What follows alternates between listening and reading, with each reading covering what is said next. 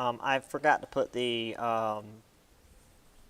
Magellan video up, so that's now available for all the online students. And I managed to find a not 240p version of it, so the folks online won't have their eyes burned out, so they get to see that in 720 quality.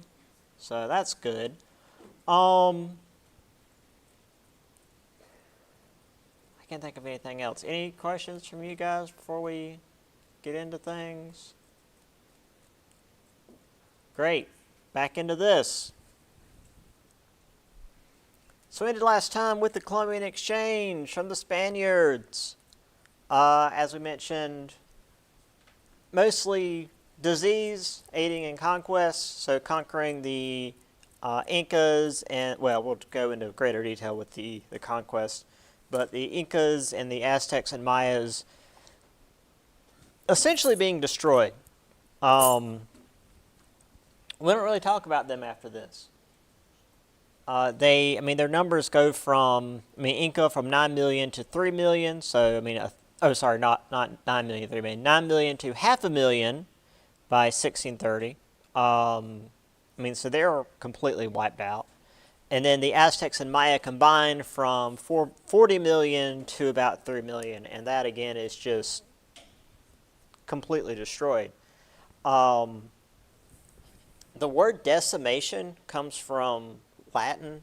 That's destroying a tenth of a group's number. This is way beyond that. This is less than a tenth being left. So, yeah, there's virtually nothing left of these people. So once we get past the next slide, there's nothing left of them once we continue on. And as I mentioned, we've got the Columbian Exchange of raw resources and, disease, which again aided in the European conquest of the Americas, as well as this bringing over of various flora and fauna for good or ill. The Americas didn't have cattle, sheep, pigs, horses. They also, I believe they didn't have, domesticated cats. Domesticated cats didn't exist in large parts of the world, and they're really bad about wiping out bird and lizard populations. So, on to Spain doing the genocide. So the French and English were having a hard time keeping anything going on in North America, but while that was going on, the Spaniards were running roughshod. And we'll talk about the economic impact of that in just a minute. So due to the fact that it took a month to get across the Atlantic and a month to get back, it was really hard to micromanage what was going on in North America, and this will actually play a big part in why the American Revolution went the way it did. So the Spanish crown would grant the Spanish explorers lots of land and native labor to expand the Encomenda system, which we already talked about. Essentially, they will be given plantations to rule over as they saw fit. However, these leaders would then divide up this land among their own men so that the men would be loyal to them. But this would give them authority that they weren't initially supposed to have. But again, it took 2 months for any information to get back to Spain, and it was too much of a hassle to try to clamp down on this. And even governmental forces within North America, or at least in this case the Caribbean, had a hard time keeping hold of their own men. Diego Velázquez, who was in charge of Cuba, told Cortés he could explore along the coast of South America. He was not allowed to go in and attack the Native Americans. But Cortez is well known for going in and attacking the Native Americans, and boy did he. Instead, he went in, formed alliances because the Aztecs were in the middle of something of a civil war. So he formed alliances with the opposing groups and destabilized the Aztec Empire. If I remember right, he took the chief Montezuma captive, held him for ransom, used him to rule over the Aztecs for a while, and then killed him anyway. And then eventually built, yeah, here we go. After they took the capital, built Mexico City around himself.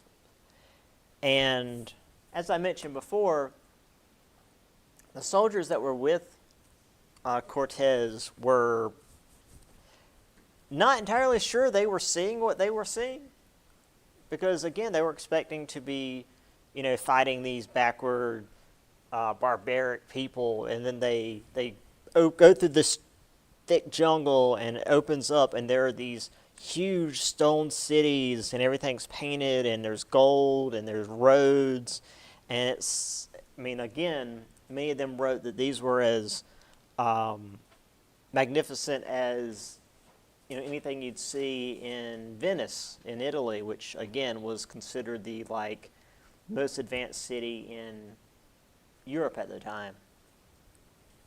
But thanks to a number of factors, one of which was there was this belief that these pale-skinned people were sent by, if not were the personification of the god Quetzalcoatl, so the Aztecs weren't keen to fight them right away. And of course, they were bringing in lots of fun diseases, in particular smallpox. So by the time the Aztecs did decide to put up a fight, they couldn't really put up a fight because they were all dying of smallpox. In fact, as I'm about to show you guys in a little bit with a map, Cortez didn't just march into the capital city and immediately besiege it. He went through and then left and went around what is modern day Mexico and then came back about a year later. By the time he came back, everybody was dying of smallpox. It was hey, this will be a great time to besiege the city. So yeah, this led to a number of other conquistadors coming in and doing the same thing. In particular, Francisco Pizarro, who went down to South America and did the same thing with the Inca Empire. Pizarro, if I remember correctly, was Cortez's cousin. So, runs in the family, I guess.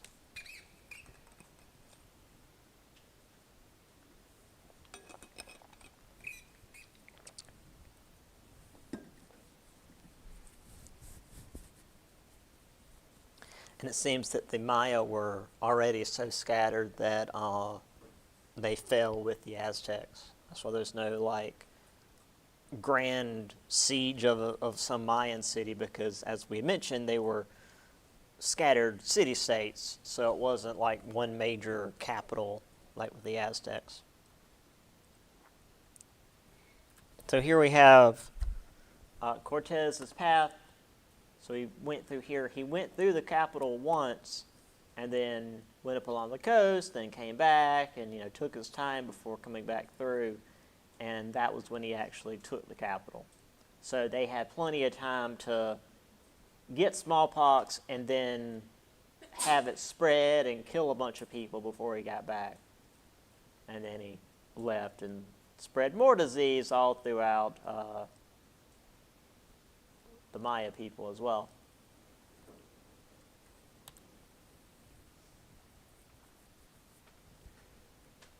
We have here some images of said siege. Again, this wasn't some little mud hut village. It was a big city with roads and bridges and stuff. I'm not sure about the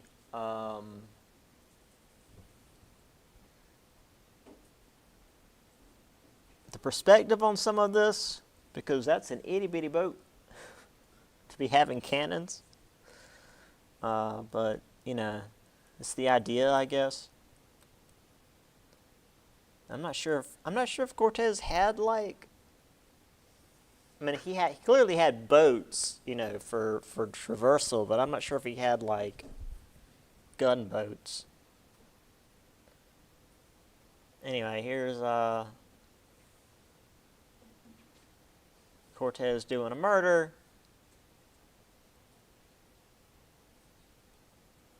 I mean, look at that beard mustache combo here. This isn't what a good guy looks like. Also, though, that is a scary club. Like, there's a lot going on. Also, that's not how you use one of these swords. Like, this isn't a slashing weapon. There's a lot going on in this image. Anyway, also here's Pizarro's route. Essentially, he like went along the coast and spread smallpox to everybody. You know, went from airport to airport. Using a modern map, I guess.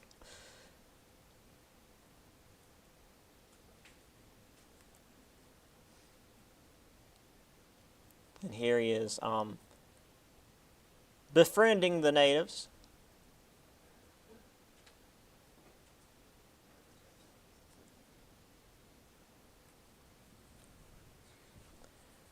Okay, so I mean that's it. That's the end of the Aztecs, Maya, and Incas for the most part. I mean we don't really see them again. There's probably like more in-depth history that deals with the remnants and maybe where they go, but as far as we're concerned, that's it.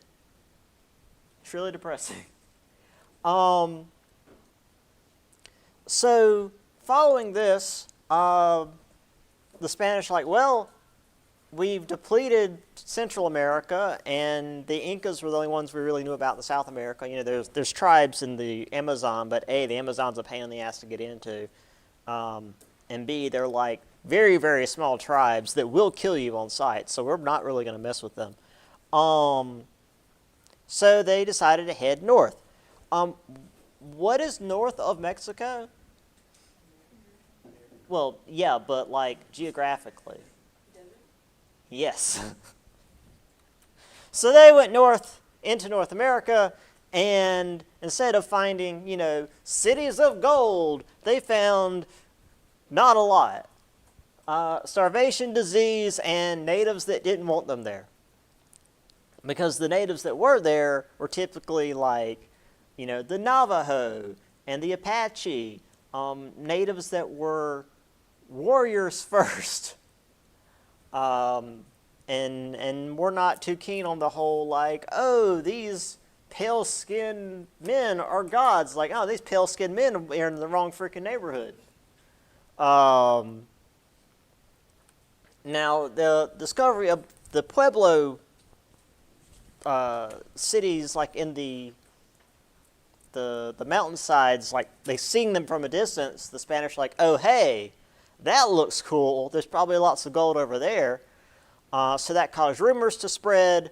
This is actually where if I remember right, this is where the story of El Dorado came from, which again, never came true. But they're like, hey, there's gold in them there hills that we can just steal from people. So Francisco Vasquez de Coronado braved the deserts to go and steal gold from these people. When he got to the Pueblo villages, he instead found people living in villages that didn't have gold. So he responded by burning down the villages and murdering a bunch of people before going back to Mexico. Because, you know, Spanish policy, I guess. Hernando de Soto also decided he was going to look for just gold laying around. They knew where Florida was, and they knew it was, you know, there was cool flowers there, I guess. Started in Florida, went up through modern-day Georgia and the Carolinas, which, as we know, is just more like swamp. On the way back, he ran into Chief Tuscaloosa and his boys. Chief Tuscaloosa and his boys put up a hell of a fight. Now, DeSoto, the way it's put in the book, there wasn't like a decisive victor. They fought until both sides just kind of backed off and went on their way. But that was not something you want to go home to Spain and talk about. We fought some natives until we left. We didn't crush the natives like we always did down in Central America. So rather than having gone into North America and not found anything and then gotten slapped around by the natives, he decided that instead of going to their supply ships, they were just going to go west and look around some more. So he steered the expedition through what will become Tennessee, Arkansas, Oklahoma, and eventually into Texas, and became the first Europeans to report seeing the Mississippi River. This is all on foot, obviously. So over the course of a year, they walked from essentially Florida to Texas, which sounds terrible. I mean, we've driven that for some reason as a vacation back in the day with my family, and it wasn't that great.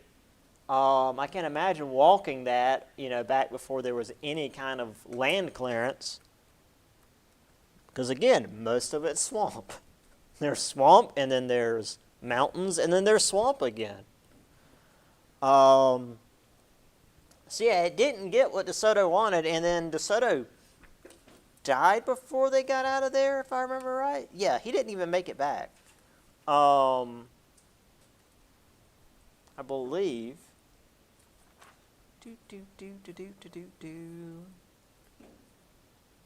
Yeah. By the winter of 1542, the expedition had lost more men and supplies to the natives, and DeSoto had died. So the rest of the members were like, screw it, we're leaving. However, because of how English, I will pick on the English later, because of how European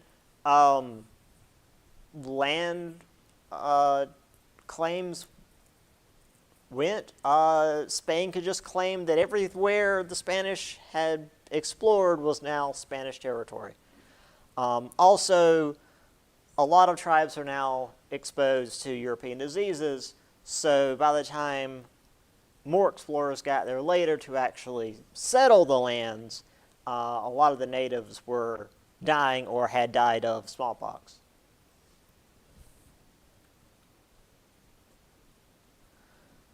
So here is Coronado's expedition. Again, they go up through Mexico and in here to Arizona and New Mexico. Lands known for their habitable environments. Yeah. So didn't really find a whole lot.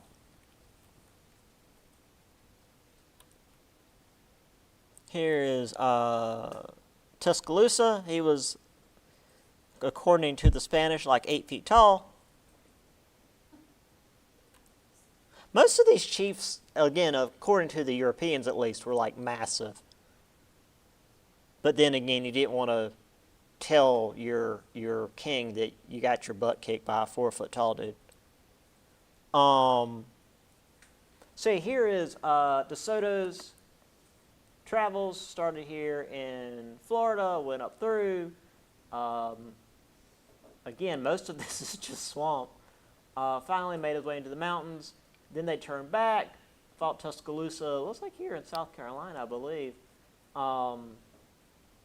Didn't go well, and they're like, well, we can't just go home and tell the Spanish, tell the crown that we got roughed up by some natives and didn't find anything. So they just went back, went to the mountains, and just kept going. and then he died here in Arkansas. And then they went this way until they got to Texas, and they finally made their way back to the Mississippi and just took the Mississippi south to get the hell out. This is a big river. It'll take us out of here.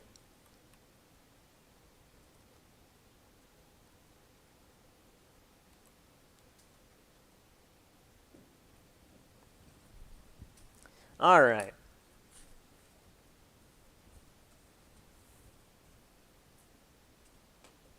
Well, I've got so much. Okay. Moving on to France. Again, Spain was really the only name in North America for the most part. The French had their own navigator who was Italian. In fact, he was also, no, he wasn't Genoan. Giovanni de Verrazzano.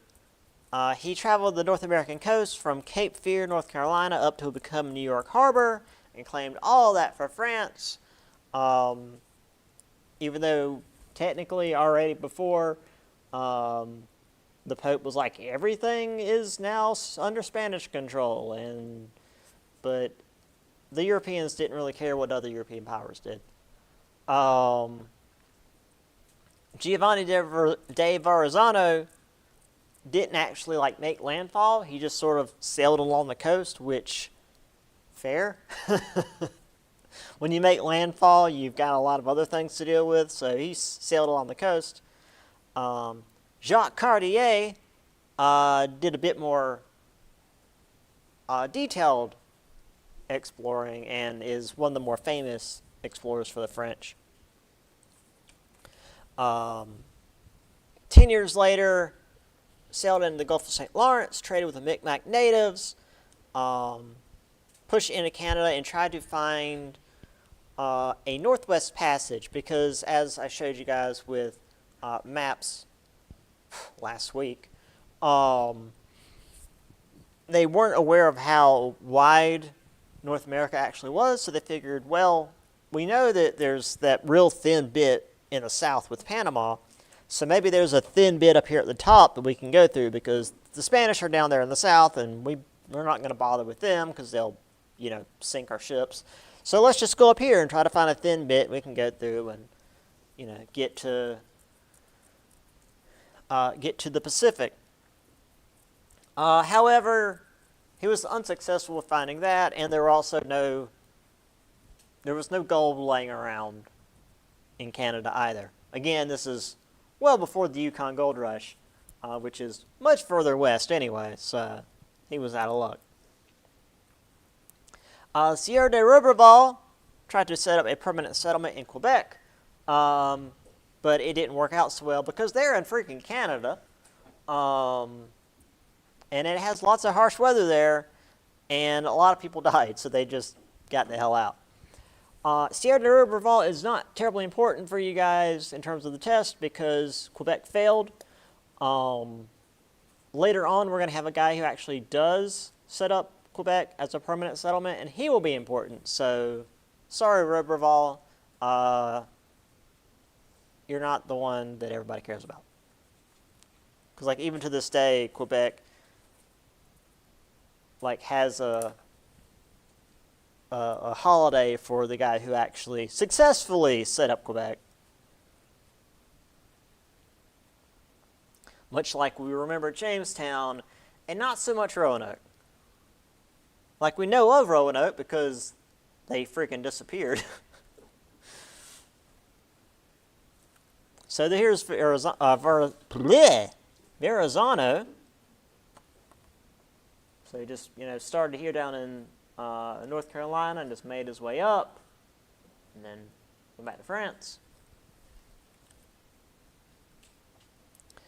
Jacques Cartier, much more detailed.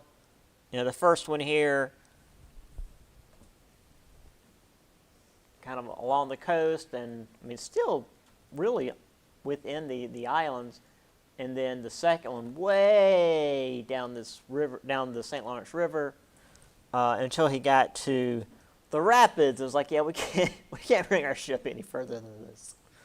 But I mean, he stopped and traded with natives, and did actually, stop, and I guess he probably made note of where these two places would be, where they could probably put cities, and that's where two major cities would eventually be set and remain to this day.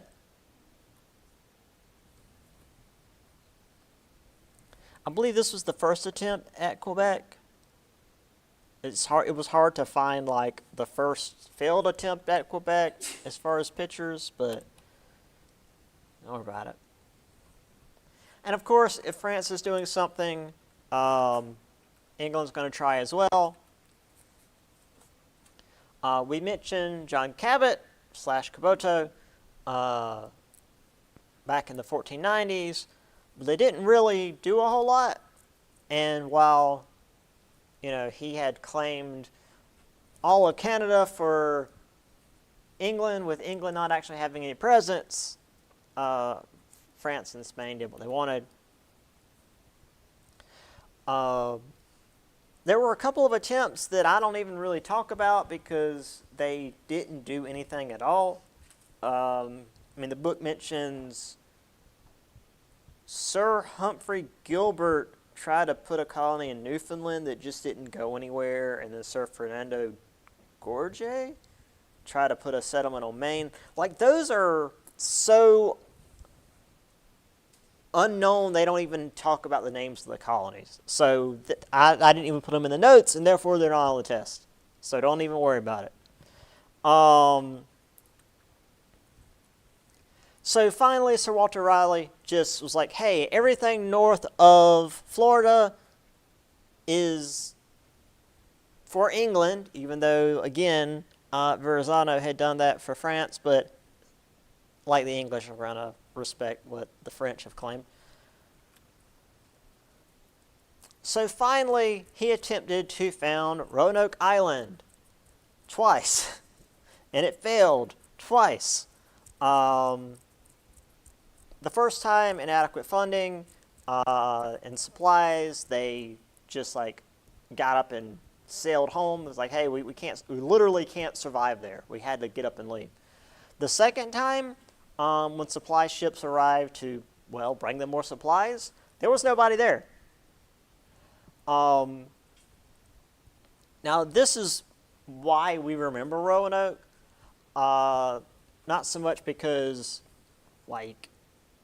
there was, we remember it because there was no evidence of an attack, or, the natives had come in and kidnapped everybody. There was just nobody there. They had just got up and left. And I'll have an image here in just a minute to show you the only thing they did find. And I'm sure a lot of you already know about this because, again, it's just a big mystery that we're still not entirely sure about. So yeah, by 1590, only Spain had any permanent colonies in the Americas. Most of these were in the Caribbean, the West Indies, Mexico, and South America. St. Augustine was the only permanent settlement in North America. And it's, St. Augustine, Florida, it still exists. We always talk about, Jamestown was the first English settlement in North America. Yeah, but St. Augustine's way older. Just because it's Spanish doesn't mean it didn't exist. So the French and English were being constantly set back by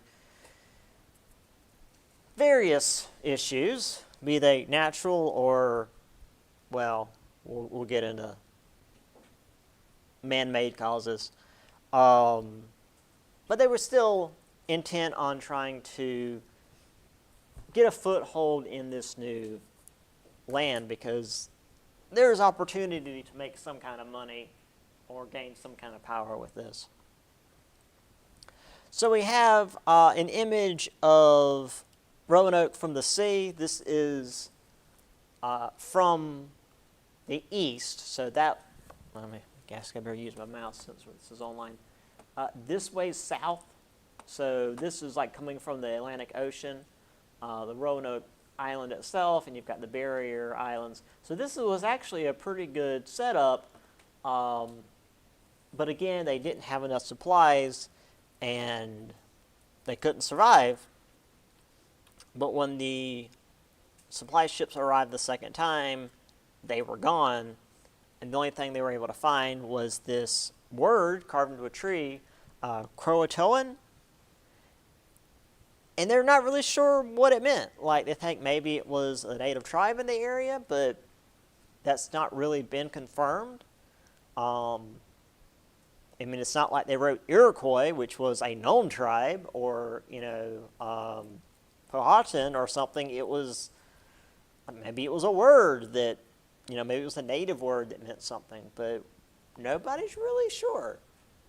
Like, we haven't really found any archaeological evidence that, like, there were bones or like European items or tools that were discovered in native settlements, nearby. It was just, I don't know. They just seemed like they disappeared. The most likely cause was that, God, I just realized I hope that the sound has been on this whole time. I'm going to freak out if it's not. Okay, good. Most likely, they were starving, and the natives were like, hey, that island sucks. You guys should probably come hang out with us.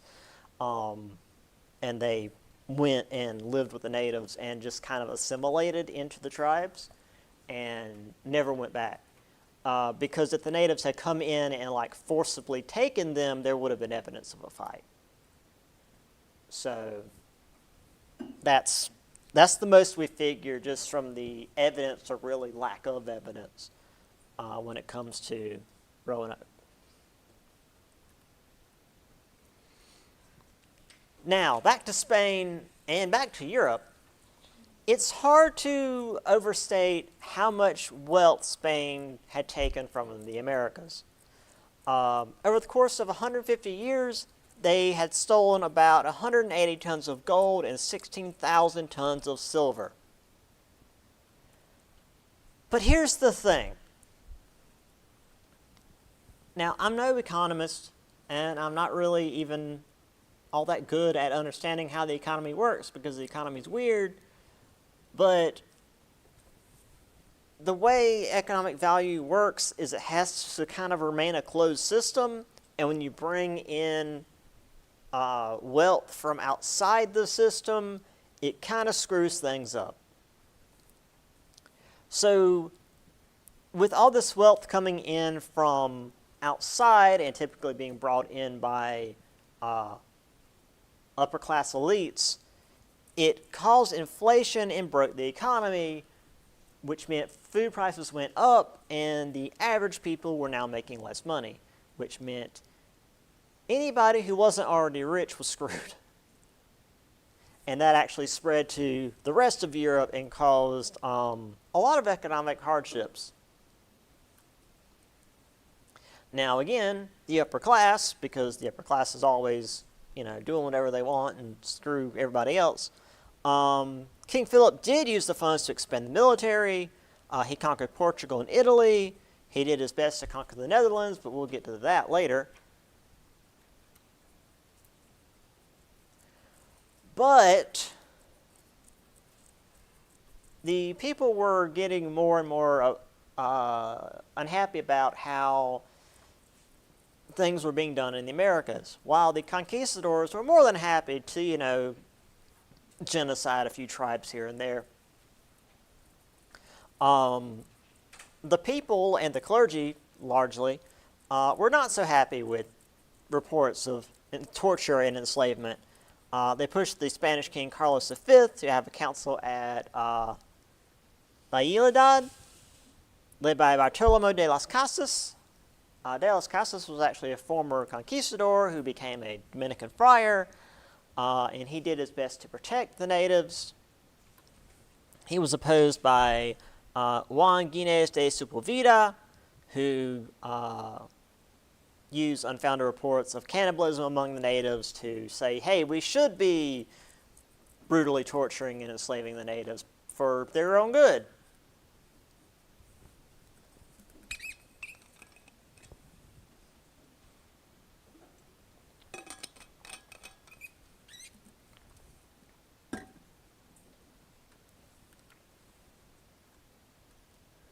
So here's some Spanish bullion.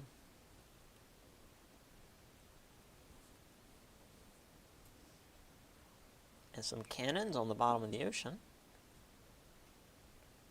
We'll actually get more into that later as well. There's De las Casas.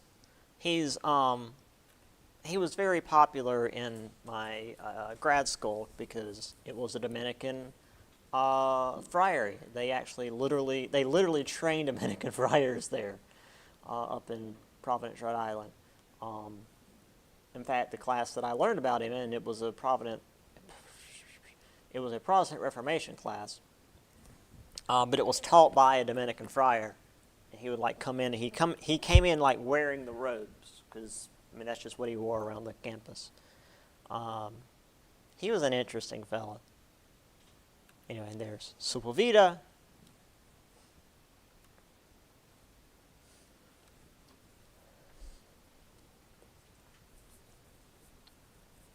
So while the crown and your typical conquistador were fine with what was going on in America, the average citizen and the clergy, which the clergy was also very powerful, were beginning to push against it,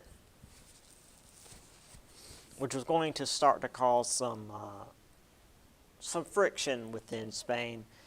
And well, they were about to run up against something that was going to.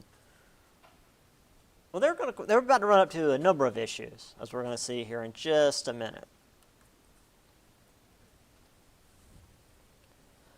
Okay, and that is it for this chapter. So, Spanish explorers encountered America and the natives, and due to the immense impact, they changed the continents and their people for centuries to come. Even after the French and the English arrived, the impact of the Spanish is already set in stone. And while we have the map makers and explorers, disease, flora and fauna, and conquest was largely what was being brought to the Americas. And of course, the natives could do little to fight back. And while many of them did fight back, and as we're going to see in later chapters, sometimes they would do their best to band together and really make an effort of it. By the time they realized that there was such a big threat that they needed to do that, it was often too late. But again, we'll get into the details on that a little bit later. So, let's start chapter 2. Finally. Unfortunately, I chose a bad background for this. This is colonization and conflicts, 1550 to 1680. And you don't have to worry about the years or anything. We do have to go back to Europe for this. And this is the cause of a lot of issues among Europeans, which again automatically spills over into America for a number of reasons. So, the Protestant Reformation. Now, there have been issues with the Catholic Church going back as far as the 16th century. Again, that's something that, it takes an entire I say it takes an entire chapter. We talk about the Protestant Reformation for an entire chapter in my 103 class, but we talk about issues with the Catholic Church for 6 chapters.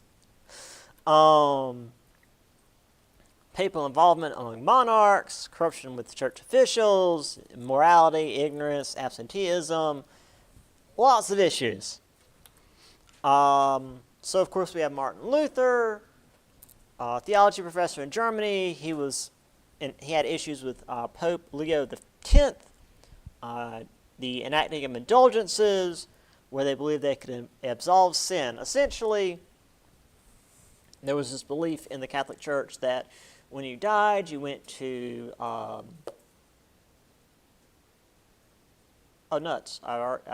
lost the word. Purgatory. So you were like in this middle ground between heaven and hell, and you would work your time there, and then you would go to whichever direction you were going to go.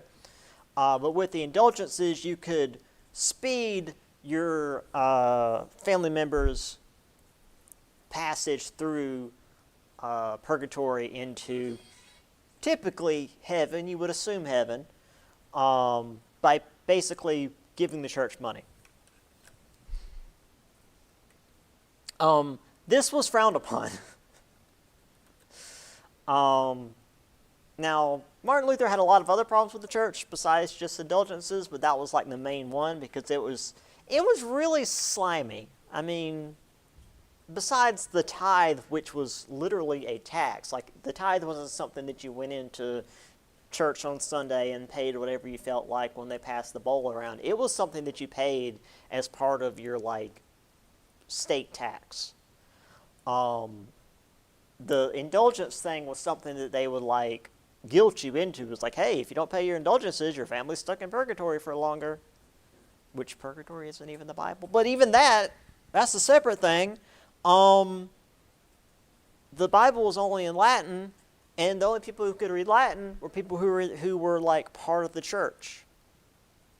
Like regular folks, granted, literacy was also really low in Europe, but even if you could read, you'd read whatever language you spoke, which was like German or French, or English was still a relatively new language at the time, but you didn't read Latin.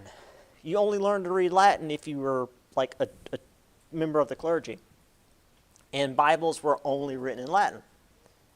So the idea of purgatory, which wasn't in the Bible, that was just something that the church decided was a thing. And nobody was any the wiser. So, middle, Luther had a bunch of followers who agreed with him, and they protested the practices of the Catholic Church, became known as Protestants, hence the name. He claimed everyone should be able to read and interpret the Scripture for themselves, which he began translating the Scripture into German because, well, he was a member of the clergy, so he could read Latin, and he began translating into German because German was one of the biggest languages in Europe at the time. There were other members of the clergy who were doing similar things, which obviously they were very, the church was very unhappy with him for doing so. So the literate middle class was very on board with this. His opinion on the church's indulgences and corruption had those who resented the wealth and lack of attention from the priests also joining. So there was a big split in the church, which wasn't initially what Luther wanted. He wanted the church to like fix its internal problems on it by itself, and then everybody be one big happy family, because that's actually what Catholic Church means. It means like unified church. But that didn't go so well. So we have the big split. John Calvin created his own form of Protestantism, known as Calvinism, because obviously, also Luther's form of Protestantism is Lutheranism, because of course it's not just Protestantism. Protestantism is just anything that's not Catholicism, unless it's like East Orthodox. Calvinism's different. The center of Calvinism is predestination, where all who are destined to go to heaven are already decided by God. Like from the moment, well, even before you're born, God has decided whether you're going to heaven or not. Nothing you do in life is going to change that, which is weird because like a lot of Christian doctrine is like the whole Jesus thing, but this is just like, no, it's set in stone whether you're going to heaven or not, which is actually a big part of Puritan culture, and it's actually also a big part of like American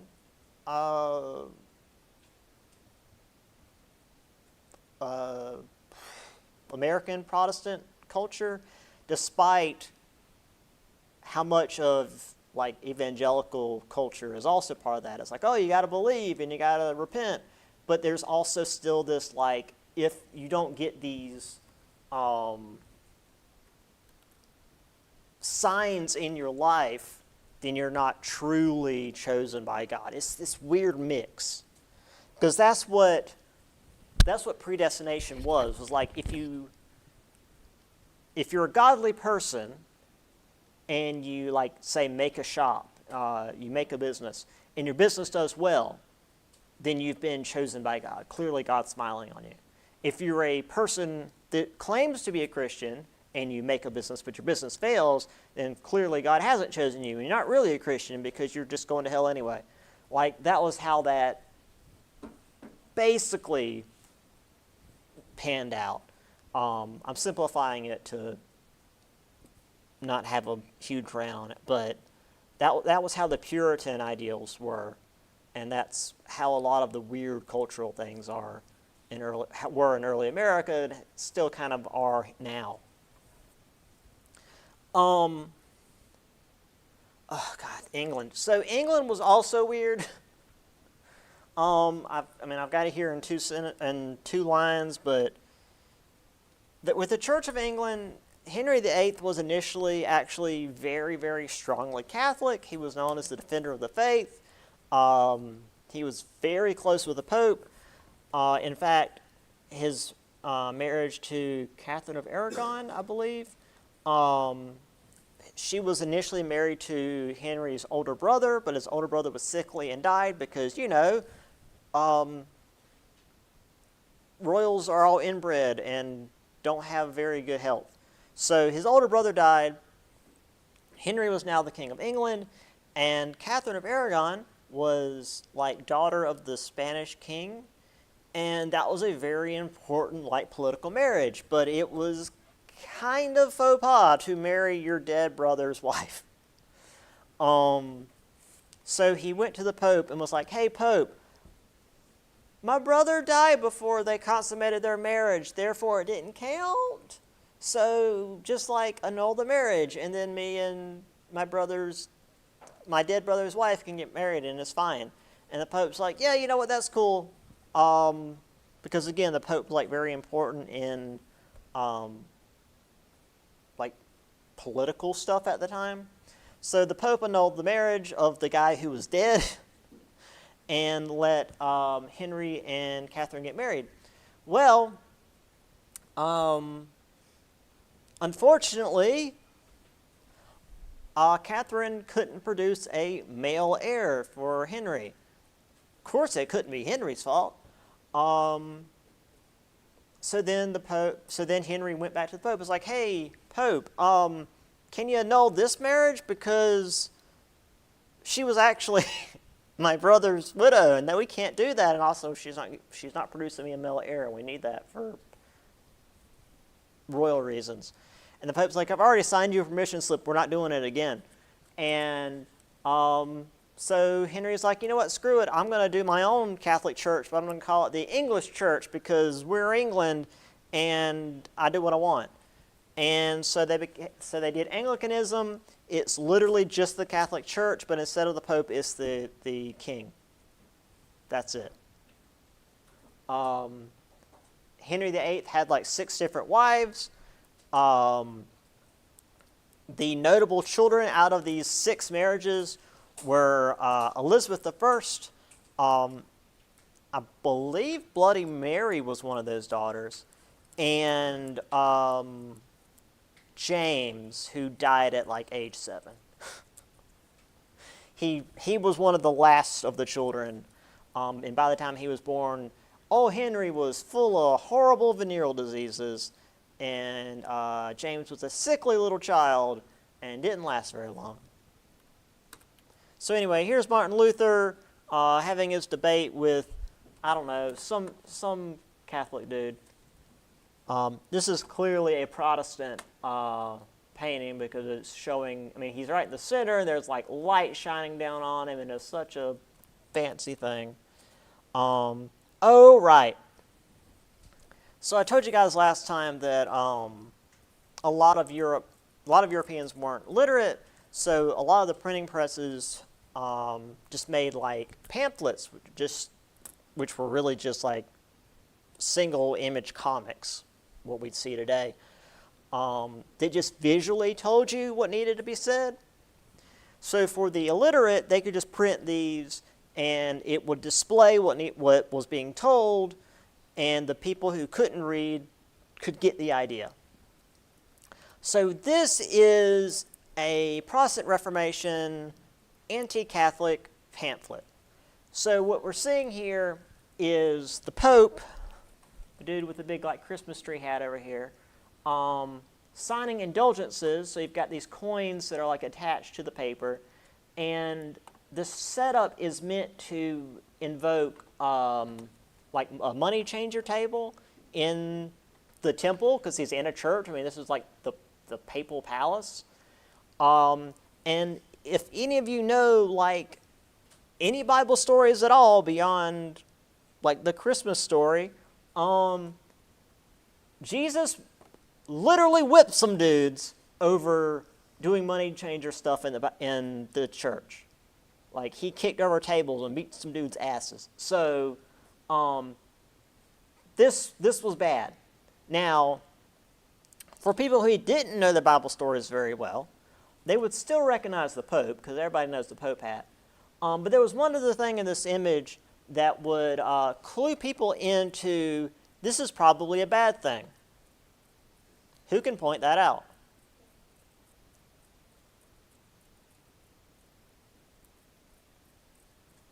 What other thing is going on in this image that would clue a medieval, no, it's not necessarily medieval, but like a 1600s peasant that maybe this is an image that isn't good?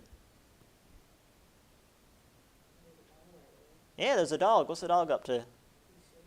He is taking a dump on the Pope's floor. And he's concentrating real hard. Yeah. Thank you, doggy. I use that image in both of my classes when we go over Protestant Reformation. Yeah, so visual representation. Anyway, there's, I think that's Calvin. Yeah, that's not Martin Luther. Here's some weird, like, HBO star, some, like, pay-per-view show on Henry VIII. That's not what Henry VIII looked like. That's what Henry VIII looked like. Well, that's what he looked like as he got older. He might have looked good, like, in his younger days, but, like, that was with wife, say, 1 and 2. By the time he got to 5 and 6, he was getting big. Yes? So, like, what happened after his son died? The temple, he didn't have the heir, right? Well, he had his daughters. But that's when Bloody Mary became king. Right, and she was in charge for a little while, and then they got rid of her. And then we had Elizabeth I, who is considered one of the best rulers in European history. So, despite him not getting a son as a ruler, he did end up having one of the best rulers that England's ever had. So, he got what he wanted despite not getting what he wanted. What's up? Are we going to need to know his wives like Anne? Nah. Just know that the reason we got the Anglican Church is because he wanted a male heir, and he had to go through a bunch of wives to get one, and it didn't work out. But we will get to Elizabeth I in a little bit. Didn't he have, like, such bad sores on his legs that they could smell? It was oozing from his. Yeah, he had gout real bad. And he killed all of his wives. Two of them. Um, Did he only stop? two, Like two of them. two of them were beheaded. I think one died in childbirth. Divorce beheaded died, then divorce beheaded survived. Yeah, the last one was like she showed up for the wedding. He's like, nah, give her money and tell her to leave. This one here. Such a big chastisement. They couldn't stop him. Like he'd never met her before, and Spoke German, and like he just came up to her like, "Oh, I'm that man for real." She was like disgusted, and so she was like, "Can you like get off me?" But she was, But- like, speaking German and stuff. yeah, and well, according to historical record, he was said to he supposedly said her face reminded him of a horse. And so he's like, just pay her and send her on her way. It's like, just give her money and send her back home. It's fine. Which, is probably the best off any of them got. Wasn't his first wife his brother's widow? Right, yeah. And, the daughter of the English crown. Oh yeah. Catherine the Great, that's, yes. We, She's the Russian one. She's the Russian. She was actually German, but yeah, she was the Russian queen. I don't think we'll get to her in this class. We'll talk about her in that's my European history class if you guys ever take that. She was also very powerful in terms of getting things done. So as far as the Protestant Reformation. See, I can go on about European stuff because that's my bag. Spain and France had very strong central governments and were very Catholic. So for the most part, they kept the Protestant Reformation from growing within their borders. And the church itself had its own counter-reformation, which got kind of bloody. The Council of Trent addressed a lot of these issues, corruption, indulgences, financial abuses, but for some of the other ones, like, say, only teaching in Latin, rather than being, hey, maybe the people should know what the hell we're saying in church, or in Mass, I should, use their word. They made those dogmas, which is to say, things you don't freaking question. So yeah, the Council of Trent was a little bit of both, a little good, a little bad. So all this religious upheaval in Europe caused a lot of empire building in North America. So now, rather than just, hey, we're going to make all the natives good Catholics, it was now a race to either make them Catholic or Protestant. So they were now competing with each other over, which side we're going to make them. And also, and this is actually a major reason for a lot of folks moving to North America, a lot of religious minorities moved to North America to get away from persecution, and there were a lot of religious minorities, because it wasn't just like Catholicism here and Protestantism here. It was Catholicism here and then lots of little Protestant minorities all over the place, because it wasn't just Protestantism. It was like Lutheranism and Calvinism and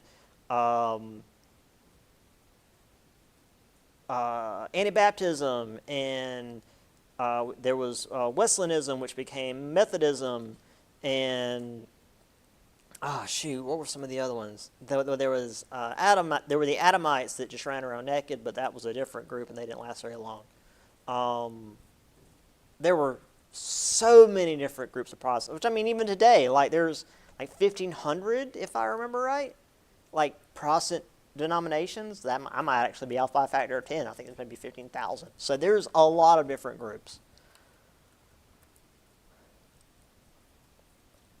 But it didn't stop there. It wasn't like they had their split and then people moved to North America. Political conflicts were made even more dire by the religious conflicts, which caused even more intense wars, such as the 30 Years' War, which I begin my 104 course with.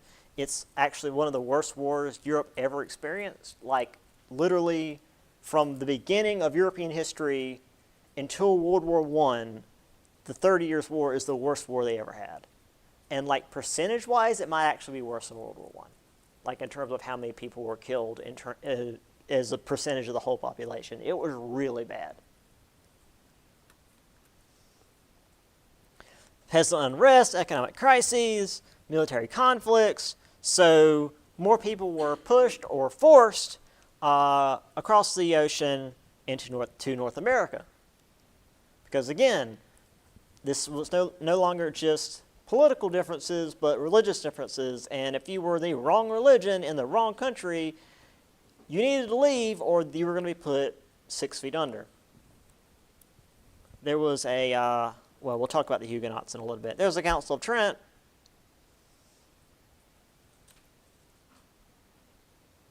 Oh yeah, here we go. So despite France being mostly Catholic, there was still like Huguenots, which is the French have their own word for Protestants, I guess. Excuse me. And there was one particular event where there was this royal wedding going on in Paris, and a bunch of Huguenots. There was like a contingent of royalty that, or at least nobility, that were Huguenots that showed up for the wedding, and obviously most of the nobility was Catholic, and there was obviously a lot of tension about these two groups being in the same place, and one of the Huguenot nobles got shot. Didn't kill him, but he got shot. The Catholics freaked out, closed all the gates of Paris, and began slaughtering Huguenots. Like, just shooting them and throwing them into the river. And then they proceeded to, like, go out into the countryside and killing, like, thousands more. It got so bad that Ivan IV, Ivan the Terrible, in Russia, sent a message to Paris and said, hey, you guys should probably chill out. Yeah, it was bad. It was real bad. And that's this map. And now that's a lot of divisiveness. Here's what the Holy Roman Empire looked like, which is to say Swiss cheese. And even these big blocks of color are majorities with minorities within them. There's very few like solid areas. Even in like these solid areas, like this is Roman Catholic, is got big chunks of other groups within them. So this was a mess. This was where most of the 30 Years' War happened. When I say Holy Roman Empire, I mean basically Central Europe, Romania, Bavaria, Bohemia, the Ottoman Empire, Hungary, where Austria and Germany are.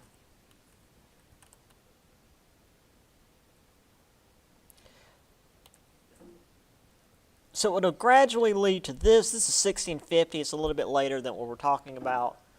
But so we have Spain, here in modern-day Mexico and Florida,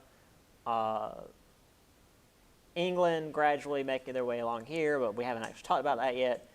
The Dutch, and then the French. But again, that's a little bit later.